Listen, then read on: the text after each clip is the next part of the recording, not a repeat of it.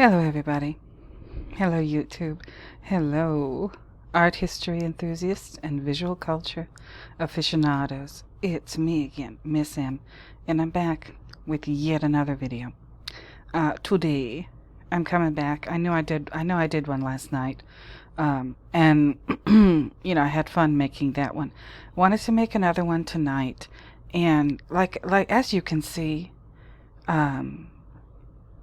I've been going kind of shining crazy lately, and I've been enjoying every second of it. But I want to keep doing The Shining, and of course my Understanding the Shining series and my film analysis series.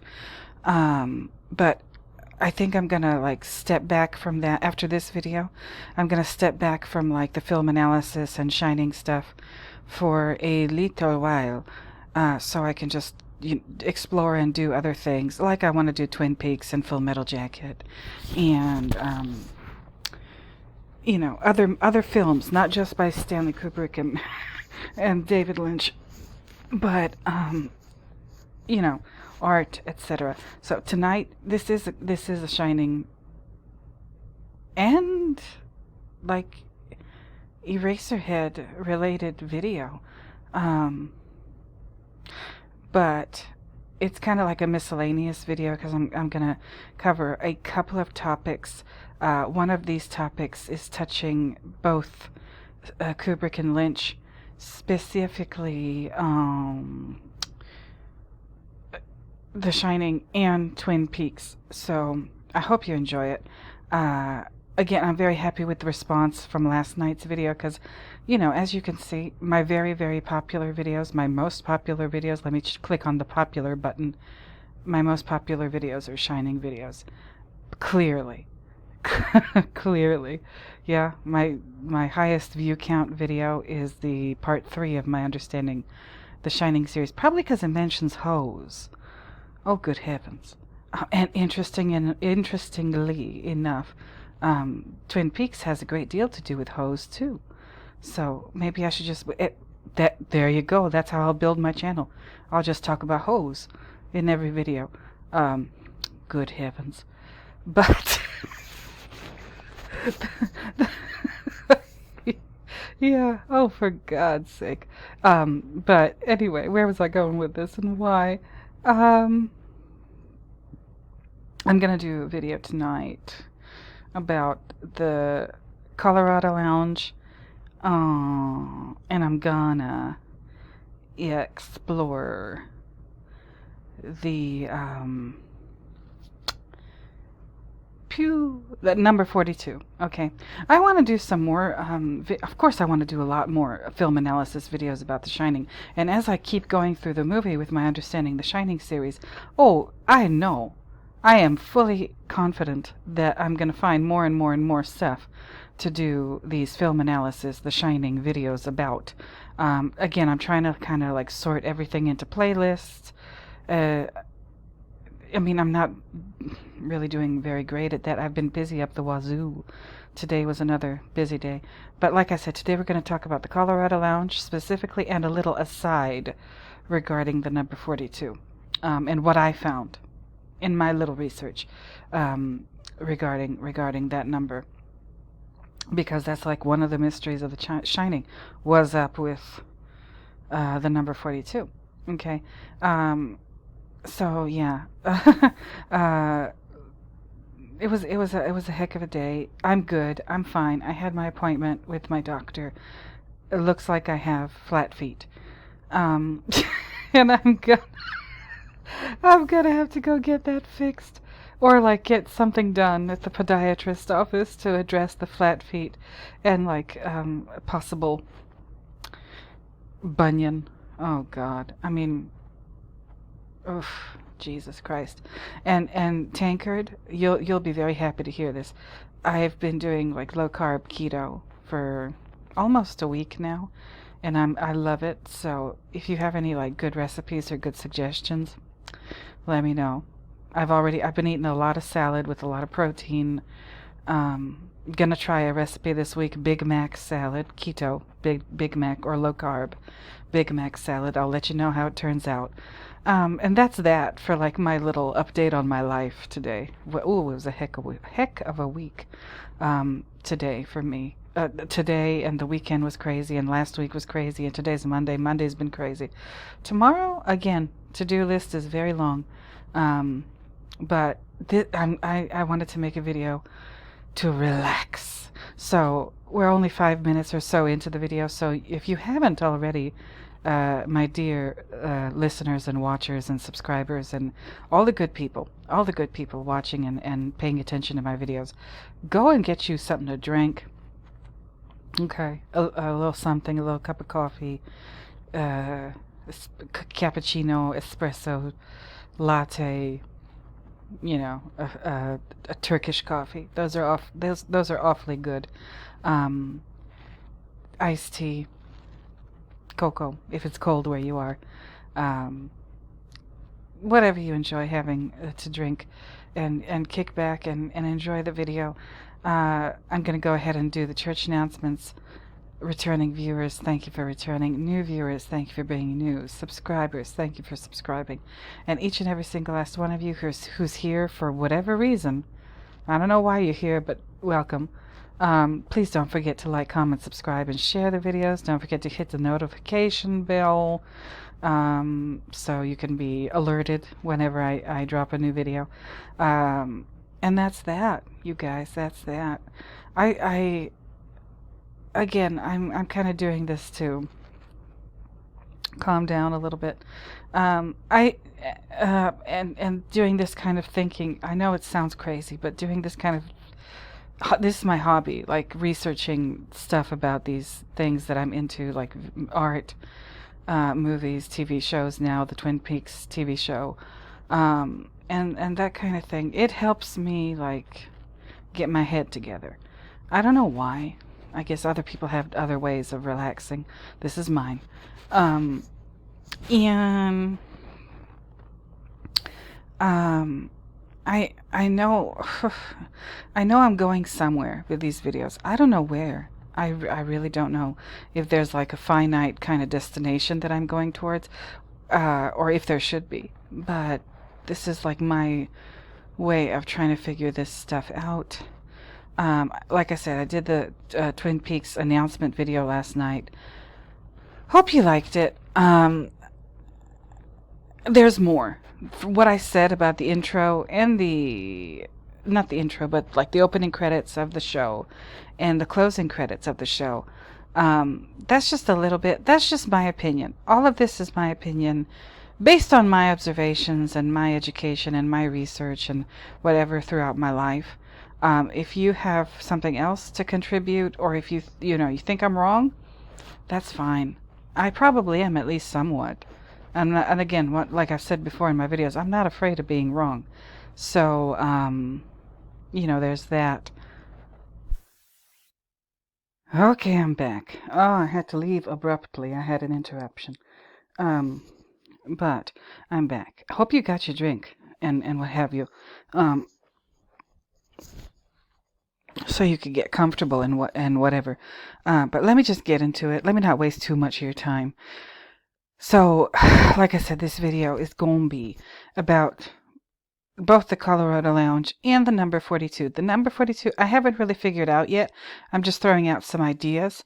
So y'all let me know what you think in the comments. But my first link or tab is for the number 42. It's this book that somebody told me about. And I'm not even going to like say the name or anything, but you can see what it is. This is on Amazon. This is the description of the book.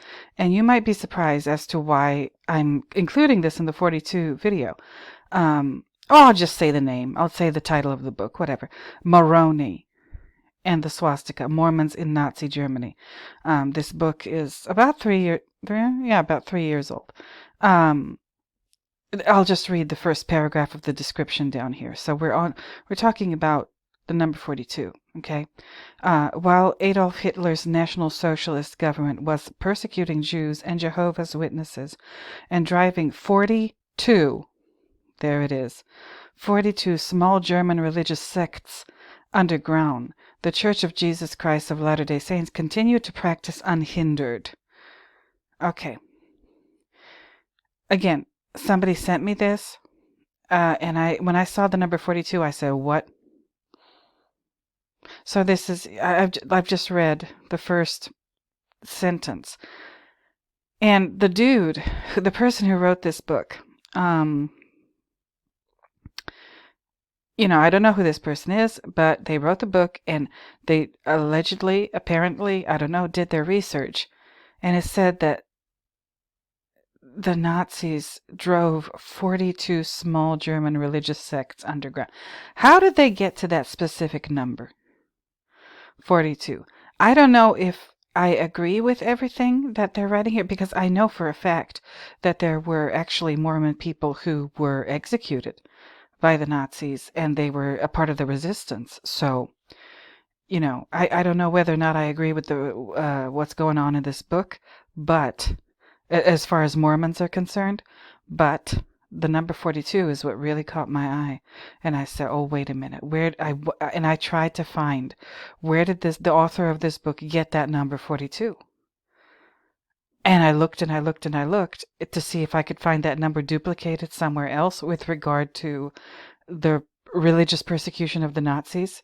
And I couldn't find it, but I still find this intriguing. I want to know more. And if any of you know more about this, let me know. I love this kind of research. I love, learning about this kind of thing. Something's going on. Something's going on. And I don't know what it is, but I would like to better understand it. Okay, so that's my first tab. I'm not going to say too much about this, but it looks like an interesting read if you're into this kind of, studying this chapter of very unfortunate and very sad history in the 20th century. This might be for you, this book. And no, I'm not sponsored. This is not sponsored. But, take a look if you want to. So that's my first tab. Let me know in the comments what you think about this 42 number with regard to the persecution of people in Nazi Germany. Persecution of religious groups in Nazi Germany. That's the first one. And then I said, okay, so let me look a little further. And in my search for 42 and what have you, of course I found the Wikipedia page, article, what have you, for the number 42. Okay. It's the number that comes in, after 41 and before the number 43. As you can see here in the sidebar to the right, the factorization of the number 42 is 2 times 3 times 7. Well. I'm pretty sure that Stanley knew about this kind of thing. Okay. And so there's all these different subjects listed with regard to the number 42. Mathematics, science, technology, astronomy, religion, popular culture. Yes, that includes The Hitchhiker's Guide to the Galaxy. Works of Lewis Carroll, which is going to be, I think, the part that is most pertinent to what I'm doing here, the study of The Shining and Kubrick's oeuvre in general. Music, television, film, video games, sports, architecture, comics, and other fields, and what have you. Mathematics, I'm not so much, I can't do anything with regard to mathematics because I'm not good at math. I just am not. But if you want to look over this math stuff, feel free. I don't know any of this. I'm not going to even try. Nothing. No, this is not where I shine, literally and figuratively, as far as what I'm into and what I'm capable of understanding. Okay, but this factorization, 2 times 3 times 7, really caught my eye. That's mathematics. Then there's science. Okay, check it out. There's a bunch of science. This is an interesting part that might relate to possibly what we're studying here with The Shining, as determined by the Babylonians. This under science, I'm reading this line here, as determined by the Babylonians. Um, in 79 years, Mars orbits the Sun almost exactly 42 times. That's interesting. And Mars is the red planet. Okay, and red is an important color in The Shining. All right. Um, uh, that seems a little bit more interesting to me. Technology. Um, I don't even know. Something like the ASCII code, uh, American Standard Code for Information Interchange. It says 42 is for the asterisk symbol, being a wild card for everything. I don't know if that is pertinent to what we're looking at. I don't know. I really don't know. But there's astronomy. Okay. You can look at that as well.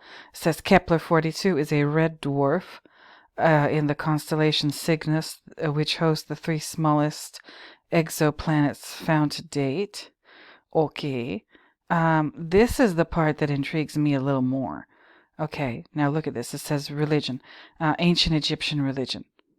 I might read this whole thing to you out loud because I think this is important. I think that Stanley was very, very well aware of ancient religions and mythologies, and I think he's incorporating that into The Shining in all kinds of different ways.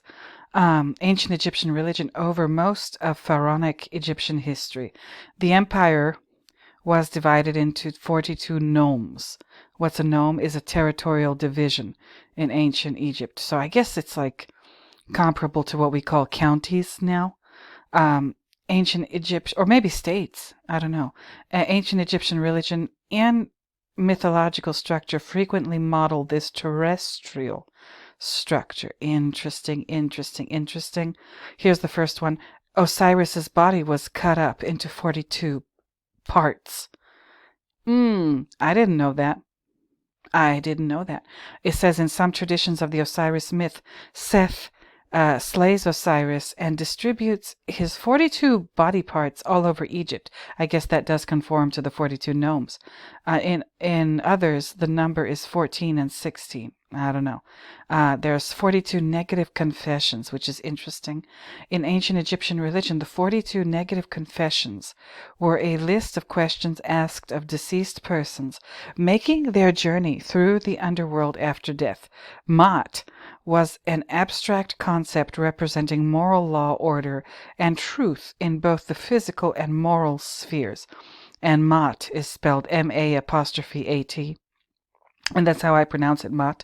And truth in the physical and moral spheres, as well as being an important goddess in the religion. Okay. In the judgment scene described in the Egyptian Book of the Dead, which evolved from the coffin text and the pyramid text, the 42 questions were asked of the deceased person as part of an assessment of Ma'at. If the deceased person could reasonably give answers to the 42 questions, they would be permitted to enter the afterlife. These 42 questions are known as the 42 negative confessions and can be found in funerary texts such as the Papyrus of Ani. Okay, so and I've read in other sources, not here. I don't think they put it here, but in addition to these 42 negative confessions, with regard to the goddess Ma'at, Ma'at refers to the ancient Egyptian concepts of truth, balance, order, harmony, law, morality, and justice. So, I guess she's the one that ushers people into the afterlife, right? But there's also 42 judges, 42, I think, gods and goddesses and whatever that judge the soul of the deceased to determine whether or not they will gain entry into the afterlife. All right, and if your soul doesn't pass muster, right, like your soul, which is symbolized by the human heart, is weighed against on a scale, on a balance, is weighed against the weight of a feather.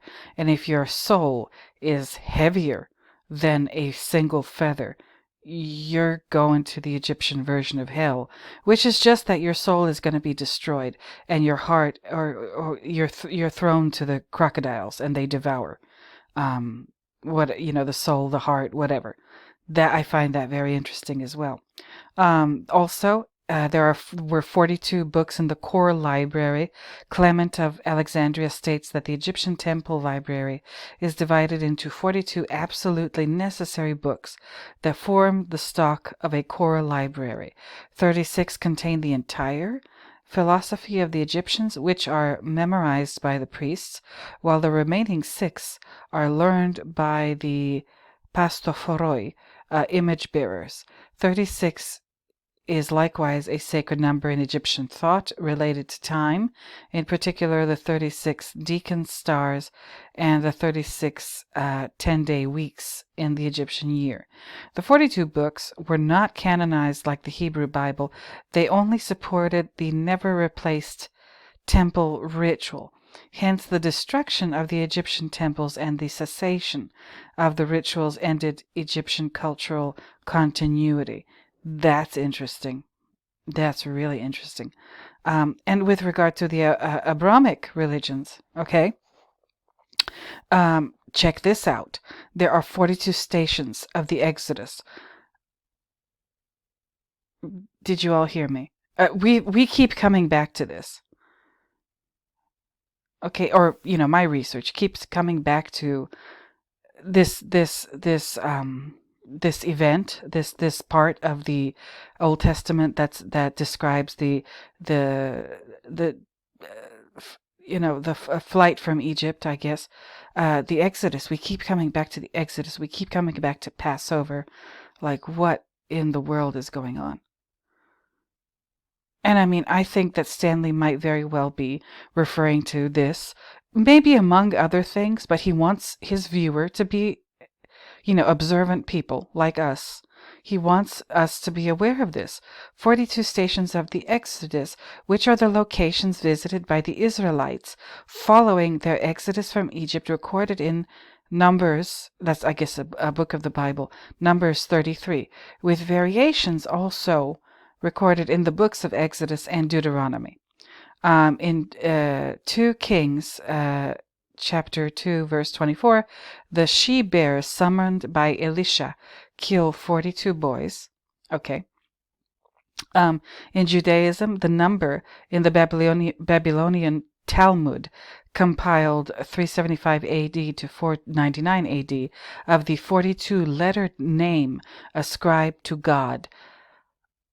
Y'all, this tonight, when I read through this is the first time I ever heard or saw that there is even such a thing as a 42-lettered name for God. I had no clue. None. How could I? I'm ignorant about these things, but I'm trying to learn slowly but surely. And this is Stanley is the catalyst for my learning, and hopefully a lot of other people too. Rab or Rabs, a 3rd century source in the Talmud, stated, the 42-lettered name is entrusted only to him who is pious, meek, middle-aged, free from bad temper, sober, and not insistent on his rights. I don't know, what that might be referring to. Are they talking about maybe like a rabbi or somebody like that? Somebody who's proven themselves in these areas? I don't know. But Maimonides felt that the original Talmudic 42-lettered name was perhaps composed of several combined divine names, Maimonides Morech. The apparently unpronounceable tetragrammation provides the backdrop from the 12-lettered name and the 42-lettered name of the Talmud. This is very interesting to me. Really interesting. Again, was Stanley referring to this, the 42-lettered name ascribed to God? And is that information readily available? Can you or me or anybody just look up the 42-lettered name online? This is making it sound like that isn't the case, but Of course, I'm curious. Oh, and by the way, I saw the word tetragrammaton is, and I know what that is, but there's a band that I absolutely love at the drive-in, and I think later they became the Mars Volta. They have a song. They have several songs that deal with concepts like this. One of the songs, one of the names of the songs they do is tetragrammaton. So I might put that up in the community tab. Who knows? Anyway, let me keep going, because I got a lot of stuff to cover in this video. In Judaism, by some traditions, the Torah scroll is written with no fewer than 42 lines per column, based on the journeys of Israel. I think maybe they're talking, is this it? Is that what they're talking about? The stations of the Exodus? Are those the journeys of Israel? In the present day, 42 lines is the most common standard, but various traditions remain in use. See Sefer Torah. Okay. 42 is the number with which God creates the universe in Kabbalistic tradition.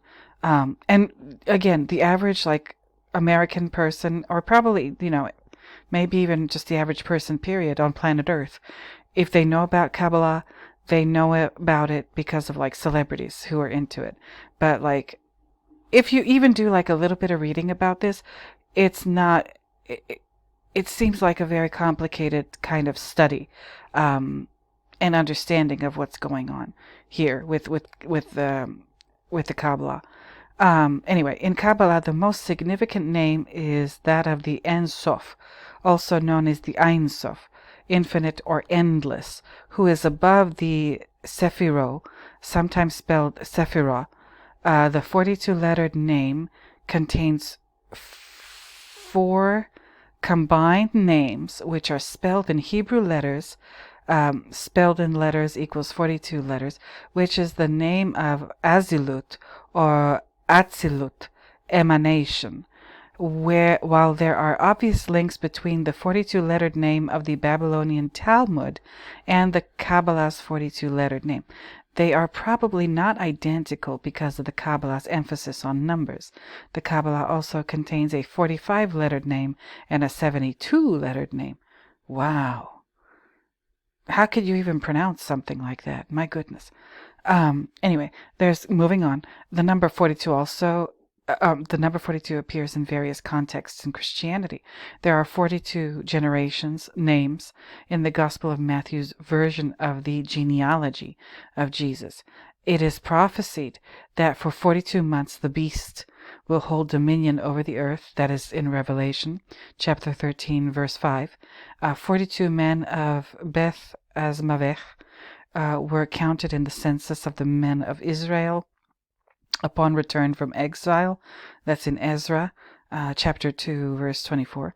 God sent bears to maul the 42 of the teenage boys who mocked Elisha for his baldness. That's in 2 Kings chapter 2, verse 23, etc. Then we're moving on to the Gutenberg Bible, and it is also known as the 42-line Bible, as the book contained 42 lines per page. I guess that's similar to, what would they say, the Torah scroll with the 42 lines per column. The 42 Articles, 1552, largely the work of Thomas Cramer, were intended to summarize Anglican doctrine as it now existed under the reign of Edward the Sixth.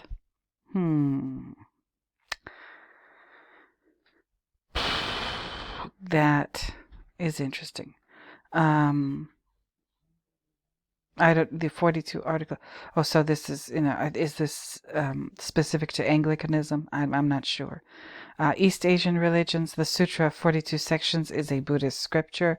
In Japanese culture, the number 42 is considered unlucky because the numerals, when pronounced separately, I'm not even going to pronounce them, sound like the word dying, like the Latin word mori. Okay. That's the religious stuff, which I find very, very, very intriguing. Every single thing I read to you. That's why I read it all. Popular culture, Hitchhiker's Guide to the Galaxy.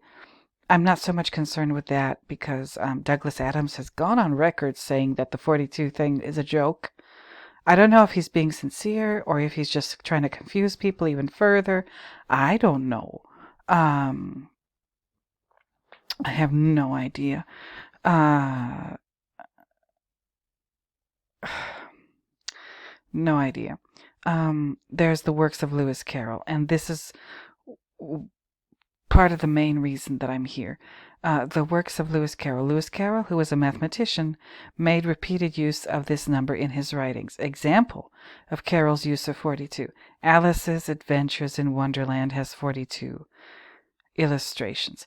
Alice's Attempts at Multiplication, Chapter 2 of Alice in Wonderland, work if one uses base 18 to write the first answer and increases the bases by 3s to 21, 42, etc.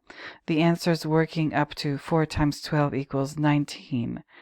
In quotation marks, 19 is base 39, but breaks precisely when one attempts the answer to 4 times 13 in base 42, leading Alice to declare, "Oh dear, I shall never get to 20 at that rate." Okay. Rule 42 in Alice's Adventures in Wonderland: all persons more than a mile high to leave the court. That's interesting. Rule 42 in the Code of the Preface to The Hunting of the Snark: no one shall speak to the man at the helm.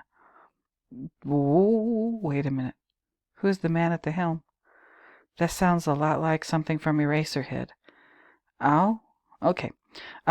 In Fit the First of The Hunting of the Snark, the baker had 42 boxes, all carefully packed, with his name painted clearly on each. All right. And then there's the White Queen, announces her age as 101 5 months and a day, which, if the best possible date is assumed for the action of Through the Looking Glass, it gives a total of 37,044 days. If the Red Queen, as part of the same chess set, is regarded as the same age, their combined age is 74,088, or 42 times 42 times 42. Okay, now you understand why I'm kind of semi-focusing on the Lewis Carroll stuff and Alice, because of Eyes Wide Shut. And it seems that, Wendy is, Wendy in The Shining is Wendy Darling, or at least partially supposed to remind us of Wendy Darling from the Peter Pan stories, and Alice from Eyes Wide Shut, I truly believe, is meant to remind us of Alice from Alice in Wonderland. Okay, and there's mirrors and all kinds of stuff. Now, who knew that the number 42 was like all up in Lewis Carroll's work? I didn't. That's why I'm making this video. What else do I want to show you? Television and film. No, didn't see anything. But I'm going to put this in the, for sure, I'm going to put this in the description so you can look through this in your own time.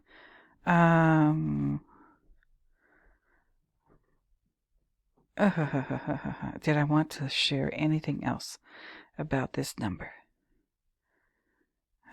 42nd Street in New York? Is that important? I don't know. It says it has the Chrysler Building, Grand Central Terminal, New York Public Library, Times Square, the headquarters of the United Nations. Wow, that's a lot of important stuff on 42nd Street. But, I don't know. I just don't know. Oh, this is interesting. There are 42 U.S. gallons in a barrel of oil.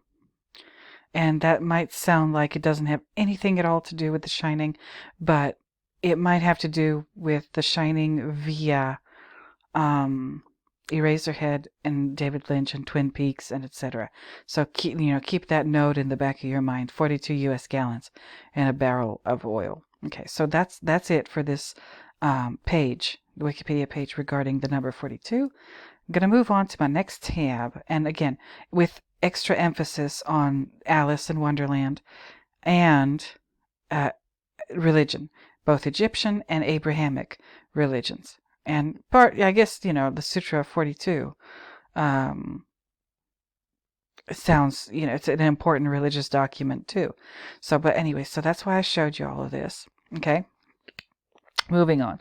This I got, this is one of the links from this here page. Where did I find this? Oh yeah, is that here or somewhere else? Oh, wait a second, hold on. Okay, I found it.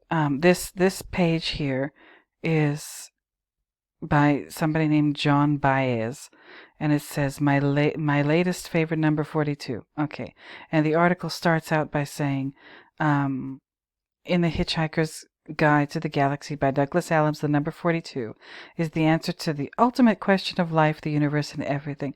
But he didn't say what the question was. Let me reveal that now. If you try to get several regular polygons to meet snugly at a point in the plane, what's the most sides any of the polygons can have? The answer is 42. Okay, listen, you can read this all on your own. Again, this is math stuff that I just simply am not good at understanding. Another one of these external links on the Wikipedia page for the number 42 is the number 42 in real life, I think is called. Yeah. I don't know why they link to this. But I will link to it in my description. And this first part, there's a lot of stuff here. And you can go through this all on your own. I don't have that kind of time. Good Lord. Oh my goodness. But the first part is what intrigued me very deeply. It says here, okay, this is the website or blog is called There Can Only Be One. All right. And this is 42 in real life. Okay. The French alphabet, it says here, written out with the same numerical values as the Hebrew, in which the first 9 letters denote units and the others tens, will have the following significance. And you can look at that in your own time, okay? And then writing the words l'Empereur Napoleon in numbers. Did you see that? It says Napoleon. In numbers, it appears that the sum of them is 666, including a 5 for the letter E, dropped by Elysian from the le before empereur, and that Napoleon was therefore the beast foretold in the Apocalypse. Moreover, by applying the same system to the words 42, that's 42 in French, which was the term allowed to the beast that spoke great things and blasphemies. That's a quote from Revelation. The same number 666 was obtained, from which it followed that the limit fixed for Napoleon's power had come in the year 1812, when the French emperor was 42. Okay. Now, please don't forget. Why am I reading this? Please don't forget that Stanley wanted to make a movie about Napoleon Bonaparte. I didn't know that he stopped being like the French emperor at the age of 42. And if that's the case, then 42 would have been part of that movie too. Where else is it? Is it in Eyes Wide Shut? Is it in Full Metal Jacket? Is it in Barry Lyndon? Is it in 2001, A Space Odyssey? The possibilities are endless, aren't they? That's our Stanley. Okay? So, and also, let me move on to this. I found a BuzzFeed article that, out of all the stuff in this article, I've seen it like in a bunch of different places. I'm going to link to it in the description. You go ahead and look at it in your own time. But the most intriguing of all of these to me was this last one. And it says here too, perhaps the most compelling piece of evidence is this: donated blood lasts only 42 days. So maybe it is the answer to life, the universe, and everything after all. Okay, so that's just food for thought. Okay. Food for thought. And that's it with my my exploration into the number 42 for this video. I'm going to take a little coffee break. When I come back, get ready, because I'm going to talk about my theory, my ideas regarding the Colorado Lounge. The 42 thing, that was just an appetizer. We're going to get to the main course in a second. See you in a second. Okay, I'm back. And here we are. So now, this portion of the video, I'm going to tell you what I think is going on with the Colorado Lounge. So, as one of my commenters, one of my viewers, very astutely pointed out in one of these videos down here, oh, there's so many of them. I don't know which one anymore. But the word Colorado, what does it mean in Spanish? Okay. And I looked it up. Colorado meaning. Colorado's name, and they're talking about the state, has its origin in the Spanish language as the word for colored red. Okay. The name was chosen for Colorado as a territory in 1861 by Congress and became a state in 1876. All right. And it also, people also ask, what does Colorado mean in Latin? ? Spanish, literally red, from Latin coloratus, colored, tinted red. Okay. And I found a couple more things, okay? So the state of Colorado, this is the Wikipedia article for the state of Colorado. And if you scroll down to here, okay, second paragraph, near the end of the second paragraph, it says, the state's name is traced to the Spanish word colorado, which can be translated as red or ruddy. Okay? Colorado is nicknamed the Centennial State because it became a state 1 century and 4 weeks after the signing of the United States Declaration of Independence. Okay. All right. Right? Red or ruddy. So ruddy means that something looks red. So if somebody has a ruddy complexion, that means that their, skin on their face tends toward a red look. Or if you have rosacea, that's how your skin is described if you have rosacea. Ruddy. Okay? That's interesting. And I kept going, right? So, I looked it up here, Colorado in Spanish. Colorado is English, but in Spanish, it's colorada if it's feminine and colorado if it's masculine. And that, in turn, led me to this website. It's called wordhippo.com. You can see the little hippo over here. What does Colorado mean in Spanish? So, more meanings for Colorado. Red, rojo, tinto, encarnado, encarnizado, ruboroso. Colored, de colores, negro, teñido, and scarlet. Colorado. And dyed. D-Y-E-D, dyed, like hair, when you dye your hair or fabric or whatever. Teñido. So I guess the word teñido means dyed. But I guess the word in general, Colorado, has like slightly different meanings. One is red, the other one is colored, the third one is scarlet.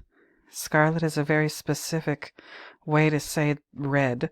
Okay, and dyed, which means something that has had color added to it. Whether it's hair, whether it's fabric, whether it's Easter eggs, whatever. I find this very intriguing. So the presence of the color red, or something that has had color, and I think specifically red color in the context of The Shining, added to it. All right? Now, let me... Now that we got the kind of linguistic portion of it out the way. All right. Let's go over here. Yes. Twin Peaks. All right, Twin Peaks. Fictional town. Fictional town. Okay. Now, I've got my control F up here, right? Now, let me just read the first paragraph of this because that's what I do. Okay. Twin Peaks. And in Twin Peaks, they have a very important hotel, the Great Northern Hotel. That's where Agent Dale Cooper stays during his time in Twin Peaks. But and I'm wondering whether that has a parallel between that and the Overlook in The Shining. But never mind, we're not talking about that right now. Twin Peaks, Washington, okay, is a fictional town in the U.S. state of Washington, serving as the primary setting of the television series Twin Peaks, created by Mark Frost and David Lynch, and the 2017 revival, Twin Peaks: The Return. It was also featured in scenes in the 1992 movie Twin Peaks: Fire Walk with Me and the feature-length deleted scenes compilation. Oh, David. So he has a feature-length deleted scenes compilation. So, sneaky. Okay, but I love it. Twin Peaks: The Missing Pieces is the name of the deleted scenes compilation. Okay. Places commonly shown within the series include the Double R Diner.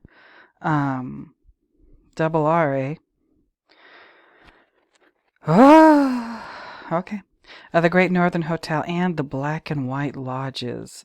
FBI Special Agent Dale Cooper states in the pilot episode that the town of Twin Peaks is 5 miles south of the Canadian border and 12 miles west of the state line. This places it in the Salmo Priest Wilderness. Lynch and Frost started their location search in Snoqualmie, Washington, on the recommendation of a friend of Frost. And I don't know whether or not I pronounce this word right, Snoqualmie. Place names from Washington, if you're not American, place names from Washington State are notoriously difficult to pronounce, even by those of us who are born and raised in the United States. You got to be from Washington State to know how to pronounce these things. They found all of the locations that they had written into the pilot episode. The towns of Snoqualmie, North Bend, and Falls City, which became the primary filming locations for stock Twin Peaks exterior footage, are about an hour's drive from the town of Roslyn, Washington, the town used for the series' northern exposure. Many exterior scenes were filmed in wooded areas of Malibu, California. Most of the interior scenes were shot on standing sets in the San Fernando Valley warehouse. Okay, cool. Now, why am I here? Maybe the Double R Diner? That's interesting. It's very interesting. And I also mentioned the Great Northern Hotel that might be a parallel to the Overlook Hotel. The Double R Diner might be a parallel to the Colorado Lounge in the Shining, possibly. But I'm really concerned today about the Black and White Lodges. And within the Black and White Lodges is, let me do my Control F, yeah, the Red Room. Okay, so Black and White Lodges, and the word red is mentioned how many times? Okay, 22 times on this page, so I'll read for you. You see it highlighted here. The Black and White Lodges. The Black Lodge, and we're talking about Twin Peaks now, is an extra-dimensional place that seems to include primarily the Red Room, first seen by Agent Cooper in a dream early in the series. As events in the series unfold, it becomes apparent that the characters from the Red Room, the Black Lodge, and the White Lodge are connected. Okay. At first, it is revealed that there is a mysterious dark presence in the woods that the town's Bookhouse Boys have been combating for generations. Although they do not know what it is, Native American policeman Deputy Hawk says that the Black Lodge is from the mythology of his people, describing it as the shadow self of the White Lodge. The legend says that every spirit must pass through there on the way to perfection. There you will meet your own shadow self. My people call it the dweller on the threshold. But it is said, if you confront the Black Lodge with imperfect courage, it will utterly annihilate your soul. That sounds a lot like what I was talking about with regard to religion, Egyptian religion specifically, regarding the number 42 and the negative confessions and the judgment of the soul in the afterlife. I'm just saying. And during this, and I'm going to continue. During the season, Wyndham Earle relates a story about the White Lodge. Oh, okay. Once upon a time there was a place of great goodness called the White Lodge. Gentle fauns gamboled there amidst happy laughing spirits. The sounds of innocence and joy filled the air, and when it rained sweet nectar that infused one's heart with a desire to live life in truth and beauty. Generally speaking, a ghastly place, reeking of virtue's sour smell. Now I gotta research this person, Wyndham Earl, because how could you hate a place of truth and beauty and innocence and joy? But whatever. They call it a virtue's sour smell. I don't know about that. But anyway, engorged with the whispered prayers of kneeling mothers, mewling newborns, and fools, young and old, compelled to do good without reason.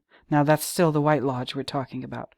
But I am happy to point out that our story does not end in this wretched place of saccharine excess, for there's another place, its opposite, a place of almost unimaginable power, chock full of dark forces and vicious secrets. No prayers dare enter this frightful maw. The spirits there care not for good deeds or priestly invocations. They're as likely to rip the flesh from your bone as greet you with a happy good day. And if harnessed, these spirits, in this hidden land of unmuffled screams and broken hearts, would offer up a power so vast that its bearer might reorder the earth itself to his liking. Wow. So you've just heard a description of both the White Lodge and the Black Lodge. Okay. I don't know. And I told you, like, listening to that song by Anthrax, Black Lodge, I told you that was your homework. Now you know why. As the Black and White Lodges become more prominent in the story, Mayor Briggs claims that during one or more of his disappearances he had visited the White Lodge, and goes on to offer advice regarding it. There is no clear evidence of him being affected by the Black Lodge, and it is not clear how he arrives there, aside from a bright flash of light, or what the purpose of his trip was. Okay, but I'm talking about the Red Room. So you've probably figured out by now that I equate the Colorado Lounge in the movie The Shining with the Red Room of Twin Peaks. And also a space in the movie Eraserhead, but I'll talk about that at another time. I want to do a separate video about Eraserhead and Shining set commonalities. So I believe that the Colorado Lounge is the Red Room. And when we say red rum, I'll just tell you right now, red rum, I think that the word red rum has nothing to do with alcohol. Maybe it does have to do with murder, and death and misery and pain and suffering. But I believe that it's not red rum. I believe it's actually red room. Because when you listen to Danny saying the word red rum, red rum, red rum, red rum, and then he says it faster and faster, and it finally wakes Wendy up. There are again, if you're not American, if you're not from the United States, and you're not familiar with the way that people from the United States speak English in various regional dialects of the United States. I mean, you've probably heard of it. You've probably watched American movies and everything, and you've heard Southern accents and, how people from different parts of the South talk. The South is not all one place with one accent. There are several different places with several different ways of speaking in the American South. Even in the Pacific Northwest, they have their own way of talking. It's subtle, but it's unique to them. There's New England, where Jack and Wendy are running away from. There's Vermont and Maine and Massachusetts, and they all have their own way of talking. Now, in the New England region of the United States, the Northeast, they have a specific way of talking, right? And if you've ever listened to the actress Bette Davis talk, like in interviews or whatever, she had that naturally. She had that accent because she was from there. Okay, she was from, I think, Massachusetts. I think she was from Lowell, Massachusetts. I think that's also the place where Jack Kerouac was from. But anyway, if you listen to her, I think she pronounces the word room more like rum. Okay, and I've heard people in Southern California, older people, much older people, who are probably, from a generation that's more or less gone right now, they would also pronounce the word room, rum, or the word root, root, things like that. And it's very weird. They say that here in California, like, what kind of accent do we have in California? Some people say, oh no, your Californian accent is just like a variation on a Midwestern accent. Maybe that's why I'm so good at pronouncing the word sandwiches. I don't know. But but yeah, so old Californians would pronounce words like wash machine. They would pronounce it warsh machine. I don't know why or how, but that has died out. Young people don't talk that way anymore. My generation doesn't talk that way. So like people who have been dead for a long time, would pronounce things like warsh, or the word root, or room, or whatever. And also, I did that whole video about rum. Okay, that's where I got my rum breaks from.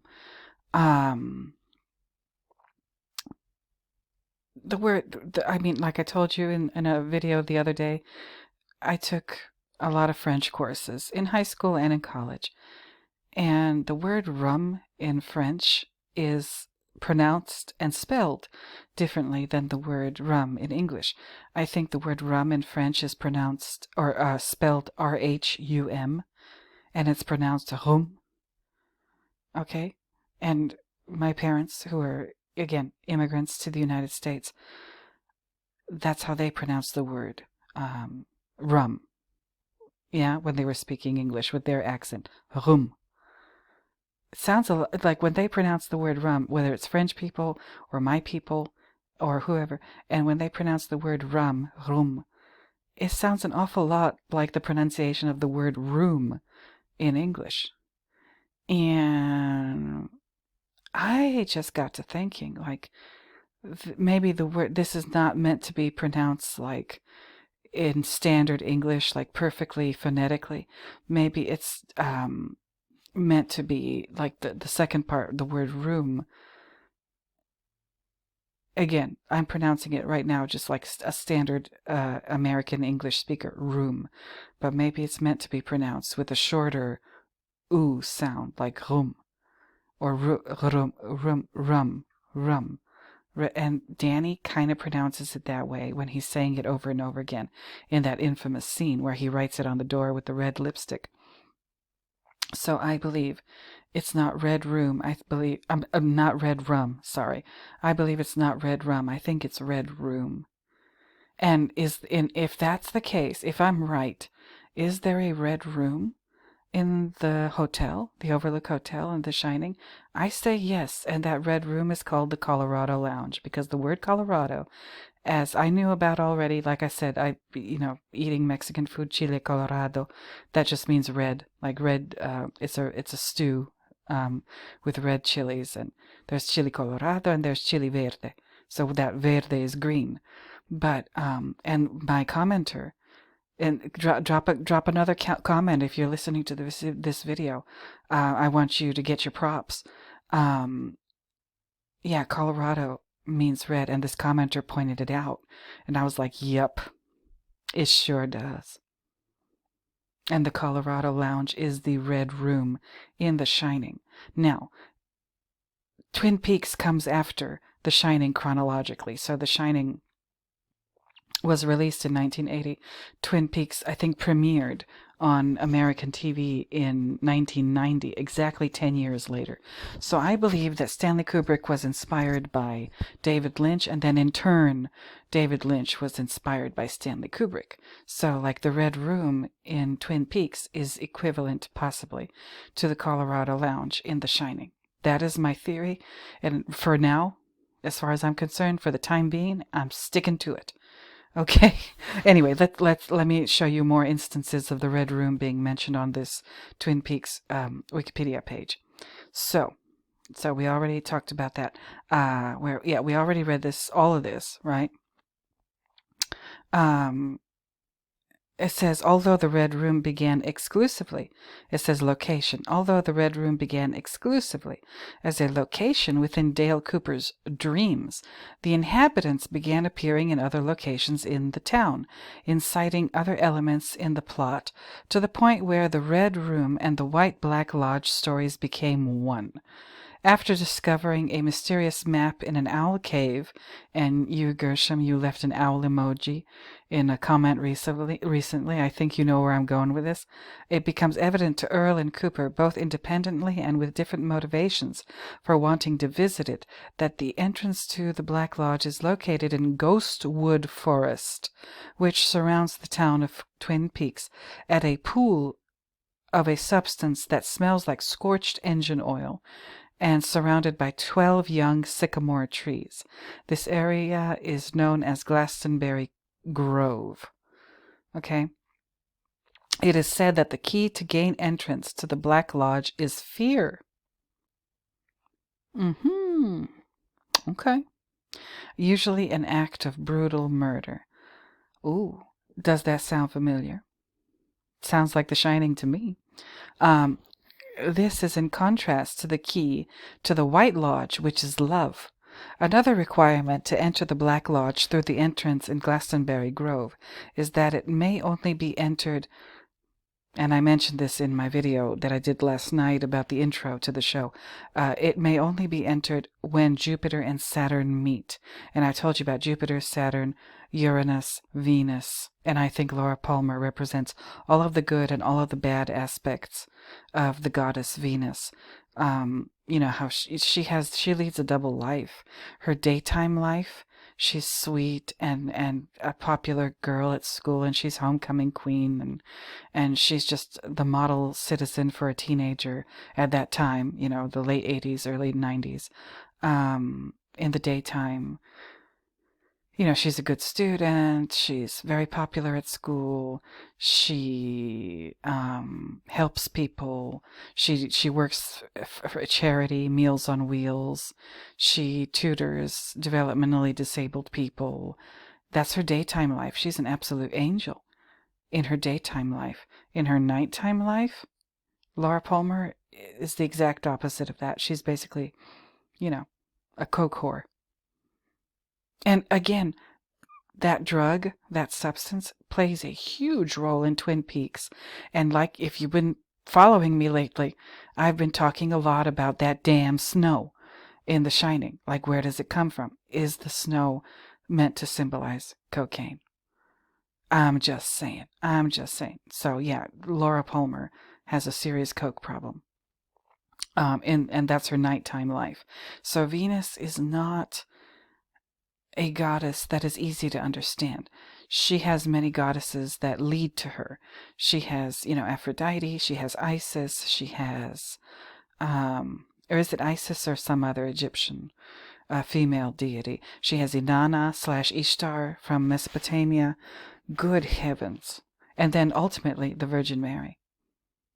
Okay, so, and Venus and Ishtar and Inanna, these are goddesses that have to do with the very virile aspects of human existence, right? But we'll get into that at another time. But let me keep reading this. Anyway, it may only be entered when Jupiter and Saturn meet. So this is a clear reference to Greco-Roman mythology.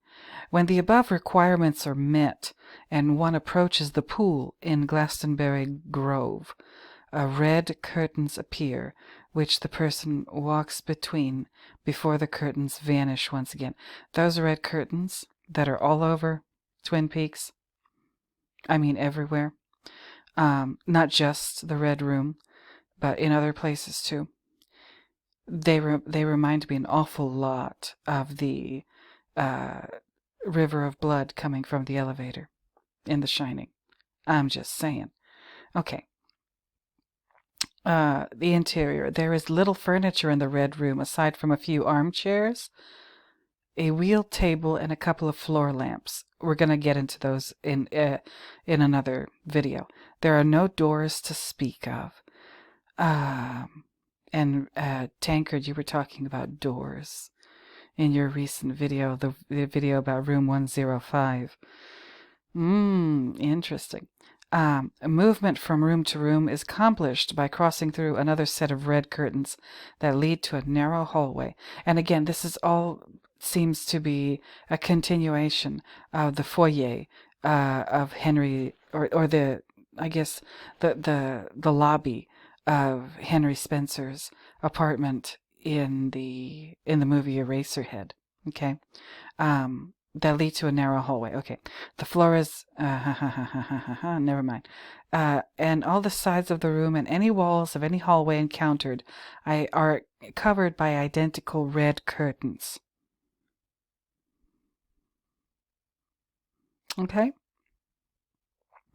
In the final episode of Twin Peaks, the man, in the final episode of Twin Peaks, Cooper, and I don't know what they're referring to. Are they talking about the original series or the 2017 one? I'm not sure. But in the final episode of Twin Peaks, Cooper meets the man from another place, who refers to the Red Room as the waiting room. And if you've been looking at my videos, I did a video about Mesopotamia. I did a video about Inanna. I might have mentioned the waiting room there too. The waiting room was the temple on top of the ziggurat in ancient Mesopotamian cultures like Sumer. Okay? And that is the waiting room because the elites, the priest class, would climb up the ziggurat and then get into the temple on top of the ziggurat. And that temple was called the waiting room. What were they waiting for in the waiting room? They were waiting for the gods to appear. Okay? This coincides with Hawke's claim that every spirit must pass through the Black Lodge on the way to perfection, and that the Red Room leads to the White Lodge as well. So it seems like the Red Room is like this in-between kind of place. I guess I could compare it to maybe like Purgatory or Limbo or something like that.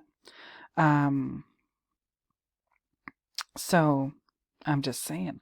The red curtains, zigzag floors, and bright spotlights of the white and black lodges have also appeared in several of David Lynch's other films. Like I said, this is a theme for him, suggesting that Lynch may view their influences as ongoing in his narrative world. Okay, the inhabitants, not so important.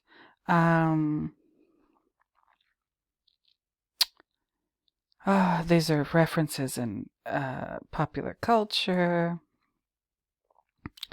and so on and so forth. So that's all I have for this Wikipedia article for the Twin Peaks fictional town and their mention of the Red Room. Notice that the Red Room doesn't have its own separate Wikipedia page, which I find very interesting. Why? Why not? I don't know. But however, we have fandom, okay? We have fandom, and they talk about the Red Room a little bit in more detail. Red Room, this is a quote from the show. Where am I and how can I leave? You are here. Now there is no place to go but home. Dale Cooper and the Arm, okay? And this is the Red Room. This is a picture of the Red Room. All right, check it out, you guys. I'm going to do, just like I did with that opening credits part of the show, I'm going to analyze the hell out of this Red Room. Oh, yes, I can already see plenty of stuff for me to talk about here. But anyway, let me read this to you. Okay, the Red Room.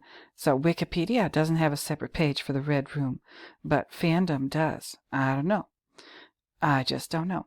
But the Red Room, also known as the Waiting Room, was an anomalous extra-dimensional space connected to Glastonbury Grove in Twin Peaks' Ghostwood National Forest. First discovered as early as the 1800s, the Red Room was believed by many to be the Black Lodge of local Native American legend. Many spirits appeared to quote-unquote live in the Red Room, most notably one calling itself quote-unquote the Arm. So the history... They haven't put the history of the 1800s, 1980s, 2010s, none of that. But the properties is what I want to talk about. The Red Room was more accurately a set of seemingly infinite rooms and hallways. Does that sound like something familiar to you? Doesn't that sound like The Shining and the Overlook Hotel to you? Like, like Wendy says, it's just like a maze. The only walls being the thick red velvet curtains that mark the division between different sections. The curtain's height and anchor was unclear. In one instance, the curtains lifted to reveal an endless black expanse beyond, the patterned floor stretching out into nothingness. Ooh. The floor was covered in a distinctive, alternating off-white and dark brown chevron pattern. It was composed of a hard material, although in one of Dale Cooper's dreams it was instead a patterned carpet. Okay. All right. On one occasion, the Arm's doppelganger somehow caused the floor to shake and break apart, revealing a body of water underneath. Does this not sound like the spirit realm? Does this not sound like the primordial realm? Oh my goodness. Generally speaking, earthly laws of physics did not necessarily apply within the Red Room, as its arrangement could change from moment to moment, making navigation or escape extremely difficult. The passage of time was equally nebulous. Cooper and Annie Blackburn appeared to be present in the room in a dream of Laura Palmer over a month before they actually entered it. One disturbing phenomenon encountered in the room was the doppelganger, a malevolent duplicate of a person or spirit, distinguished by its fogged white eyes. Do we have doppelgangers in The Shining? Is this something else I have to consider? Gosh. Okay. The Red Room was primarily accessed by an entrance at the center of a well, I already told you about that. According to an ornate pictogram drawn on the wall of Owl Cave, this was where one could enter the Black Lodge at the moment of Jupiter and Saturn's conjunction. Owl Cave, eh? And a pictogram, eh? I've talked about prehistoric art before. I think I might need to talk about it a little more, and a little more about Mesopotamia, Egypt, and whatever. I need to make more videos. My God. The curtains would appear stretched across the grove, with the opening above the pool containing a black, burnt-smelling oil. I'm going to talk about all this symbolism in the future, as I do my episode reviews of the show, so stay tuned for that. Those who step through would disappear and find themselves inside the Red Room. And it's interesting that, like, the Red Room is it's a room. When I think of a room, I think of a place that has walls. But the Red Room doesn't have walls. I mean, the walls are fabric, curtains. I don't think of something made of fabric as a wall, but that's just me. But never mind that. Certain individuals could make use of this entrance at any time, regardless of the planet's alignment, including Bob, Leland Palmer, and Dale Cooper. The room was also connected, apparently, to the room above a convenience store, as Bob and the Arm traveled there following a meeting with several other spirits. Trust and believe I got lost in the rabbit hole of these fandom pages the other day. The convenience store in Twin Peaks. Creepy as hell. And this is the part that I really want to talk about.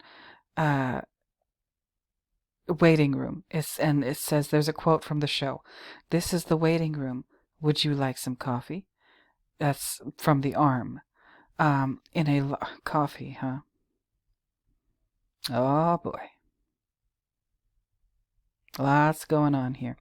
In a large room, 3 armchairs sat. We will talk about this as we go through the show. But so it talks about the furniture, behind the scenes, appearances, references, and everything. Like I said, I believe that the Red Room in Twin Peaks is an equivalent to the Colorado Lounge in The Shining, especially in light of my recent video with regard to the forced air heating vents that are not there when they arrive at the hotel and then suddenly appear later, and then appear in various kind of especially the wall behind Jack's writing desk with the table and chairs combo and everything. Something's going on. Okay, so I believe the Colorado Lounge is the Red Room in The Shining. All right, that is what I believe. If you don't agree with me, that's fine. Please let me know in the comments, like, where you think I got it wrong. I would love to know if that's how you feel. So anyway, this is I'm gonna leave this in the description so you can look at this yourself. I have one more tab to show you, and then I'll be done with the Colorado Lounge Red Room comparison. For now, anyway. I